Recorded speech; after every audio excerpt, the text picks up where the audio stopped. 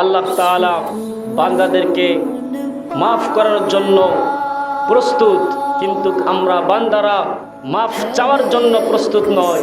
দুনিয়ার মধ্যে দেখা যায় অনেক অপরাধ করি, কারো সামনে যদি কারো সঙ্গে বেয়াদবি করি আমরা ক্ষমা চাই, মাফ চাই, কিন্তু আমরা আল্লাহর দরবারে মাফ চাইতে, ক্ষমা চাইতে আমরা কৃপণতা করি। আল্লাহ পাক রব্বুল আলামিন বান্দাকে মাফ করার জন্য প্রস্তুত, কিন্তু আমরা বান্দারা আল্লাহর কাছ থেকে গুনাহ মাফ করে নেওয়ার জন্য প্রস্তুত নয়। কি বলেন? আল্লাহ বলেন, বান্দা তুমি কি চাইবা?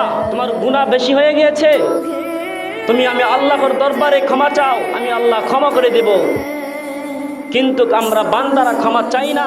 আবার দেখা যায় ক্ষমা চাই, আল্লাহর দরবারে দোয়া করি ঠিক, কিন্তু আমরা ওইভাবে চাইতে পারি না, যার কারণে আমরা পাই না। এজন্য অনেক মানুষ দেখবেন বলবে যে আল্লাহর দরবারে দোয়া করলাম, আল্লাহর কাছে এটা চাইলাম কিন্তু পাইলাম না। হ্যাঁ, আপনি চেয়েছেন কিন্তু চাওয়ার মতো চেয়ে আনতে পারেন নাই, এজন্য আল্লাহ দেন নাই। আপনাকে চাইতে হবে মন থেকে। আল্লাহ তো দেওয়ার জন্য প্রস্তুত।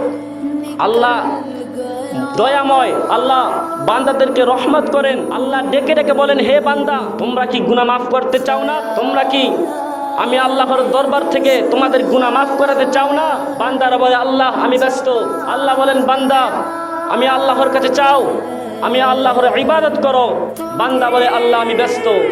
আপনি এতটুকু ব্যস্ত হয়েছেন যে আল্লাহর দরবারে আল্লাহর কাছে চাইতে, আল্লাহর কাছে ক্ষমা চাইতে সময়টুকু পান না, এত ব্যস্ত হয়ে গিয়েছেন। কিন্তু আল্লাহ পাক রব্বুল আলামিন পাঠাইছেন আল্লাহর ইবাদত করার জন্য, কিন্তু আমরা ইবাদত করি না।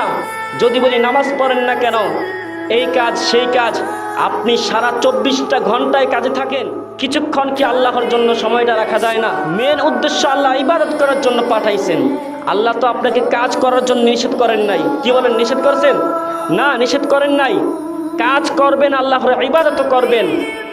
24 ঘন্টার মধ্যে আমরা আল্লাহর জন্য 10 মিনিটের সময় দিতে পারি না।